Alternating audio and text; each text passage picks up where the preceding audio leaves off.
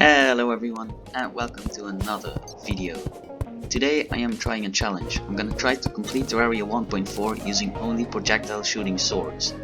So this means I can only use weapons such as the Star Fury or the Ice Blade, or for example the Beekeeper and weapons like that. Also, the audio for this video was recorded after the gameplay, so in case you are confused about that, like this is me speaking later, it's not in the footage. So while I'm looking for the Ice Blade in the Ice Biome, let me explain how I got the idea for this challenge, because it actually wasn't my idea. I received a DM on Discord from someone who challenged me to do this, and it didn't really say I could only use swords. I could also use other weapons such as projectile shooting yo-yos like the Terrarian or something. But I thought that was a little bit easy, so I decided to only include swords to make the challenge a little bit more difficult. But yeah, I was not very lucky in finding the Ice Blade. I was very lucky in finding chests, and because of that I found a lot of potions and other accessories that gave me more movement speed. But sadly I could not find the Ice Blade. I searched for like an hour or something, maybe two. And eventually I just decided to take a gravitation potion and look for the Star Fury instead, and luckily I managed to find that one in the first chest. So yeah, things are actually going pretty well. I already had half of all the life crystals, and in the chest I managed to find one of the suspicious looking eyes. So the next night I decided to try to defeat the Eye of Cthulhu. And as you can see in the footage, the Eye of Cthulhu wasn't really interesting. Did not the fight, the attacks did barely any damage, as to be expected of the first boss in the game of course. So yeah, I did not fight one Eye of Cthulhu, I decided to fight multiple, because I had multiple eyes and I could get enough crimson ore to make the armor. But of course in order to make the armor I also need to defeat the Brain of Cthulhu to get the scales. So I did that right after. Since the Eye of Cthulhu was such an easy fight, I thought the Brain of Cthulhu should also be pretty easy. And I was right. The fight was also really easy, and now we had very good armor. Now with this new armor we received, and almost having max HP, I thought it was time to try to beat Queen Bee. Since both fights were really easy, and I had the feeling I was kind of over prepared for all the bosses, so it was becoming kind of boring. So I looked for a few more chests, and I immediately went to the jungle, went into a beehive and fought Queen Bee. And as you can see, this fight wasn't much of a challenge as well. Because of the new armor, and as you can see I now had full HP, this wasn't a challenge. I fought a couple Queen Bees looking for the Beekeeper sword. While fighting the first Queen Bee I got the bee's knees. We're only using melee weapons, so that was useless. But luckily after the second fight I got the Beekeeper. So I think it might be because I'm doing an expert mode let's play with a friend, but this seemed really easy, so I almost took no time between Queen Bee and Skeletron, and I immediately tried to beat Skeletron. There aren't any sort of upgrades we can really get in the dungeon, but I was thinking we can get the Muramasa, which we can use later to craft the Terra Blade.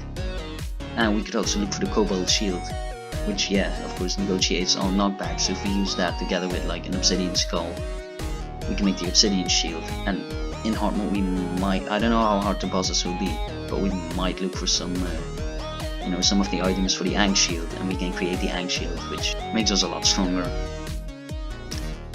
So that was the reason why I decided to beat Skeletron and not go for the Wall of Flash immediately.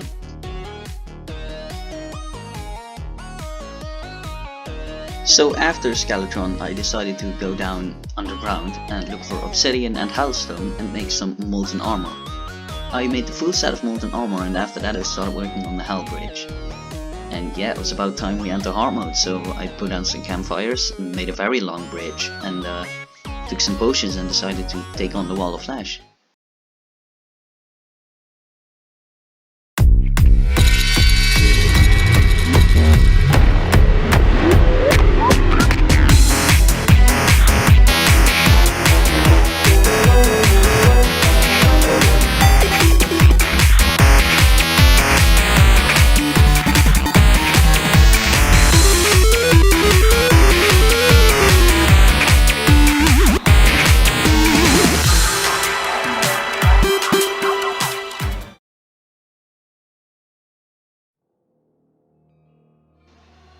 So after defeating a wall of slash, I went to the Crimson and destroyed Crimson altars, and we got pretty lucky.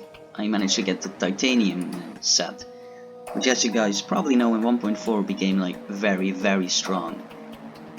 I think they were supposed to like nerf it, but they made it much stronger, and I think this armor will help us all the way up to Golem.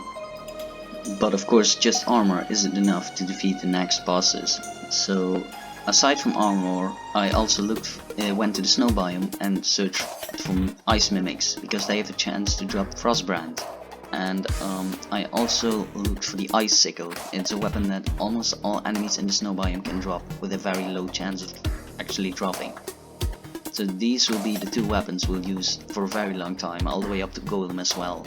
But that was not all I did. I also we defeated the Goblin invasion, so I looked for the Goblin Tinkerer underground, and when I found him, I also killed mimics to look for Titan gloves, and I combined those with the feral claws I collected earlier in the jungle to create the power glove. I then combined the power glove together with flesh knuckles to create the berserker's glove. So after gathering all these upgrades, I summoned the destroyer. And I sadly forgot to record a part of it, but as you can see, because of the set bonus from the titanium armor set, which spawns those shards you can see around the player, the fight was going really well.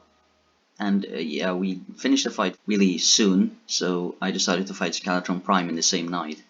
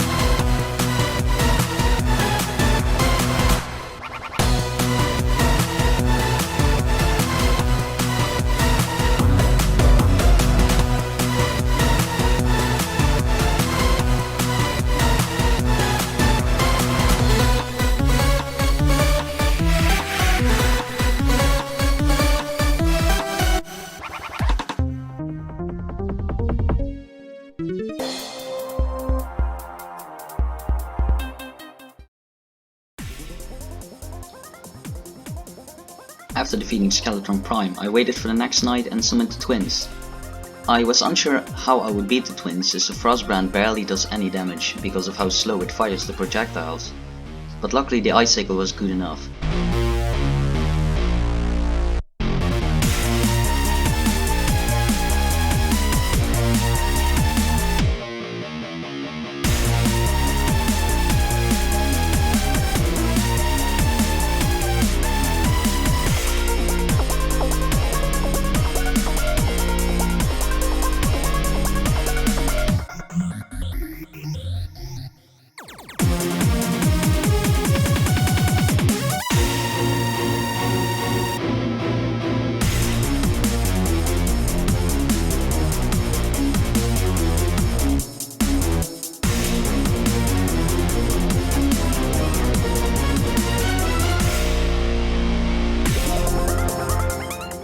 Alright, so after defeating all the mag bosses, I combined the Souls of Might from the Destroyer with the Souls of Sight from the Twins, and with the Souls of Fright from Skeletron Prime. And I also used Hallowed Bars together to create the Pickaxe Axe. I then used the Pickaxe Axe to look for Chlorophyte in the jungle, so I could make turtle armor, but I could not find enough turtle shells, so I instead decided to work on an arena to fight Plantera. And after building our really bad arena, as you can see, I decided to give it a shot. It was not looking good in the beginning. I really thought I was not prepared enough.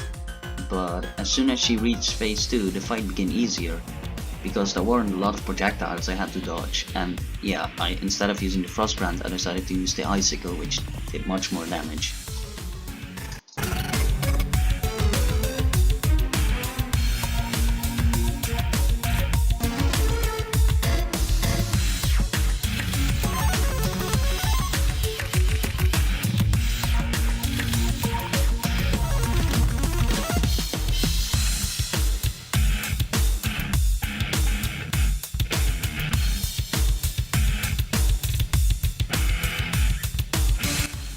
After that close battle, we luckily have a much easier one next.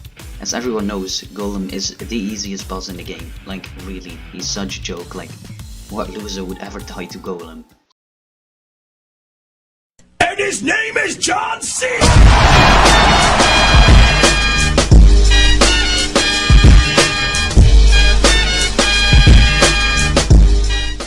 Okay, but for real this time.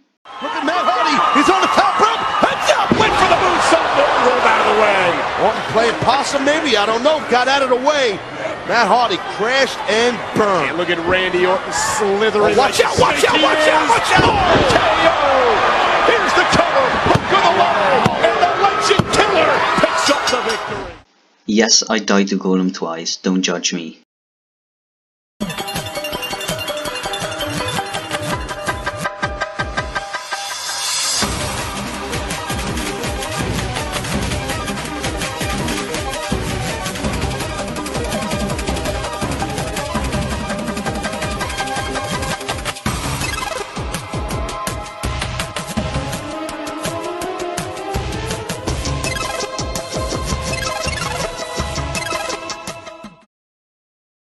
After finally defeating Golem, I went to the ocean and summoned the Martians, so I could collect the Influx Waver.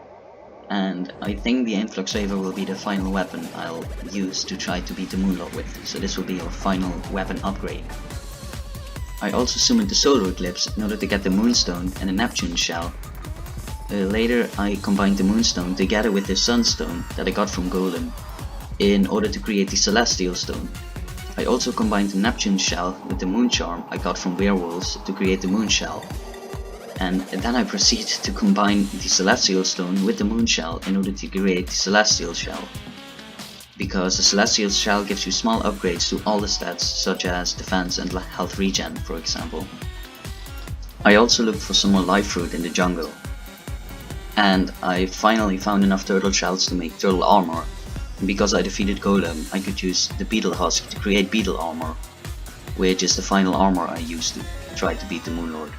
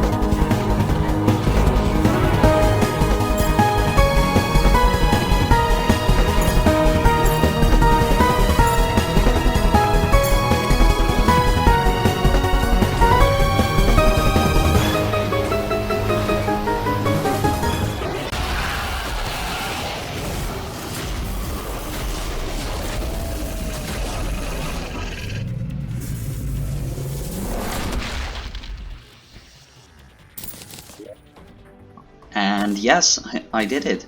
So yeah, it is possible to beat Terraria using only projectile shooting swords. Though the game was a bit more boring since I only really used like 6 different weapons in the whole playthrough. It was still fun to prove it is possible.